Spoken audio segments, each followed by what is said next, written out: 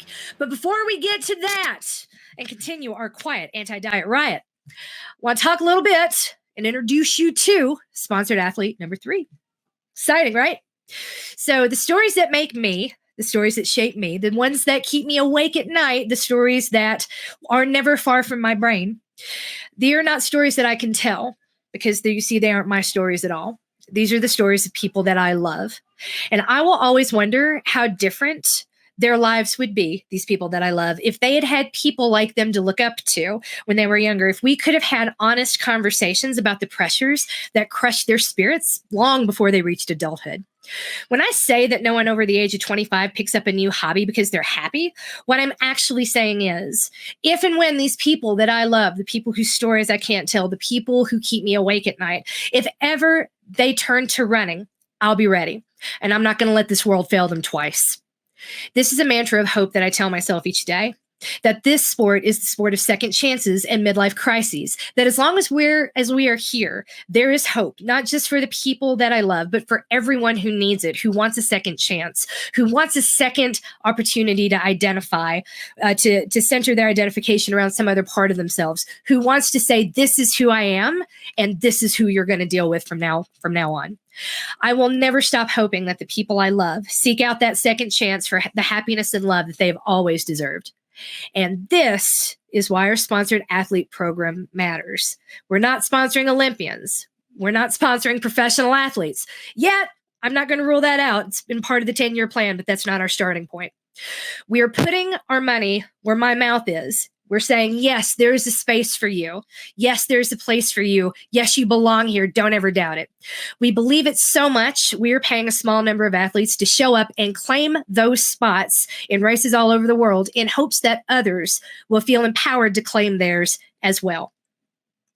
You see, it's not about finish times. It's not about race day. I say that over and over and over, and hopefully with our sponsored athlete program, we're going to prove it. It's not about what time is on the clock when you cross the finish line. It's not about how hard or how challenging your training cycle was. It's not about race day at all. What matters is this marathon called life and the fact that you're winning it. And I'm sorry I wasn't here to tell you sooner. I'm sorry if no one else has pointed this out to you sooner, but I promise you, all that matters is that you keep showing up in life. So please, please, please keep showing up. Fitness protection needs to be bigger than me. It needs to be bigger than you. It needs faces that don't look like yours or mine, stories that don't sound like yours or mine, voices that resonate with people who will never identify with us. It needs to reach past me and past you to every person who is running through a life transition they never asked for, seeking the happiness and love that they have always deserved and that few of us ever truly receive. You may not look at any of our sponsored athletes and immediately identify with them or see a mirror image looking back at you. That's okay. If you take a few minutes to listen when they speak, I'm confident you're going to see endless similarities between their story and your own. I really hope you take the time to get to know sponsored athlete number 3. He supported me through a difficult transition, and I am honored to support him through his. Now, I want to be absolutely clear here. I am not comparing our transitions. I never would. They aren't the same at all.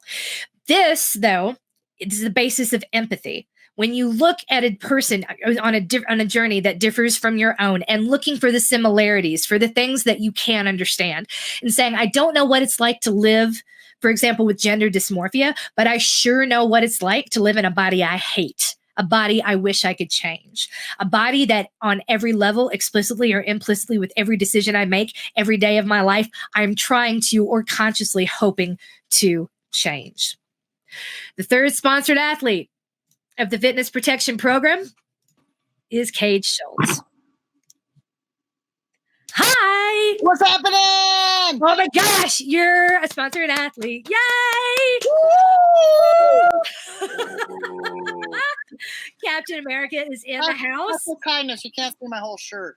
Oh my gosh, I love it. I mean, you've got another shirt coming your way. Be sure you reach out to Sarah. She's been in touch with you for your mailing address.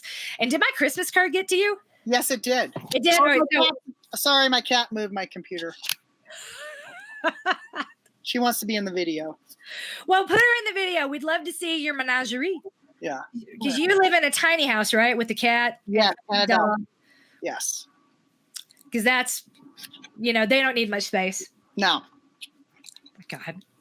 Tell us a little bit about yourself. I am fortunate enough to have known you for the past 7 years and to have heard your big booming voice from across multiple parking lots. But everyone else, you're just a name that kind of popped up in a Facebook group. Tell us more. Tell us all about Cade. Well, so I have been running since 2003 when I ran my first half marathon. I've run over 50 halves. And like MK says, I don't really look like a runner. I'm no Kenyan, but I finish and I have fun. And with this program, I've done a lot of run, walk, whatever. I want to do run like Amy. I mean, I've known Amy for years, and I'm like so proud of her for running, like not stopping. And I'm just like, that's going to be me. I'm transitioning, for those of you that don't know, from female to male. I've been on testosterone for 5 months, and it took me a long time to get to that point. I'm 52 years old, but it's never too late to live the life you need to live. And I couldn't be happier. MK, she and I have been through a lot together, and she has been one of. Oh, sorry, my cat. Sorry, there she is. This is Blitz. Hi, Blitz. The Seahawks mascot. She doesn't want to look. But she has been one of my number one supporters, and I've always been her number one supporter. Oh, sorry, I unplugged. Sorry, hold on. Technical difficulties. I'm extremely excited to be a sponsored athlete. I cried when she told me, was so excited, and I can't wait to meet each and every one of you, whether you're here or far away. You can ask me anything about my transition or running. I'm an open book. So, she's biting me. Sorry.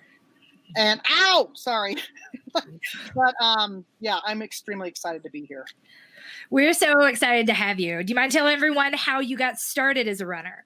Because this isn't something you've been doing since you were little. No, it hasn't. I didn't start running till I was an adult. And I was with a partner at the time, and she didn't want me to run. It was really weird. I don't know why. She was crazy. And we were together 5 years too long. But anyway, so once she left me because she thought she was straight, which she wasn't, I started running. And so I ran my first half marathon, which was a Seattle half marathon that's over Thanksgiving weekend, because I was living in Seattle at the time. And I had no idea what I was doing. The furthest I'd ever run was a 10K, but I ran it, and I did it in 2 hours and 35 minutes or something, which is pretty damn good. My best half marathon is a 2:20, and I still have not beat that. It was one of the Colfax, but with this, I'm going to beat it. And then I just kept going. I joined a running group. And then in 2007, I moved here to Colorado, and I felt like I was cheating on my old running group. So I didn't really find one to begin with. And then I found Lifetime Fitness and joined them and got hired on, and eventually hired MK as a run coach. I was a run coach, and I just didn't have time to do all of it. So I'm like, oh my God, I need to hire somebody. So MK was the one, and it's been a blessing ever since. It really has, man. That hire, I'm never going to stop talking about how you didn't know me from Adam. It was just because I hadn't turned off the emails that I would get in Facebook, or whenever somebody would post in one of the 3 Facebook groups that I was a member of at the time, Facebook would send me an email and be like, here's the post. And I replied to that. It was like, oh, somebody has there's a run coach job. Mine, just instantaneously. I've never been happier to be a little tech deficient and still carry a BlackBerry, because that's what BlackBerries are for. Rapid response. Learned that in business school. That came in handy here in this marathon of life. Yay, MBA rules. Got the job because I was probably the first, and I still can't believe. I can't believe that the baby Violet is 2 today. And I can't believe how far this has come from that day in 2014. Yeah. That was, I truly never expected any of this. So yeah, it was amazing. I'm so glad that you're here. The best thing in my life ever. Best day ever. Best decision. Oh my gosh. Well, we've got a lot of stuff that we got to get through tonight. I just wanted to put your face out there, let everybody can see you and Blitz and Wrigley. And this is Cade.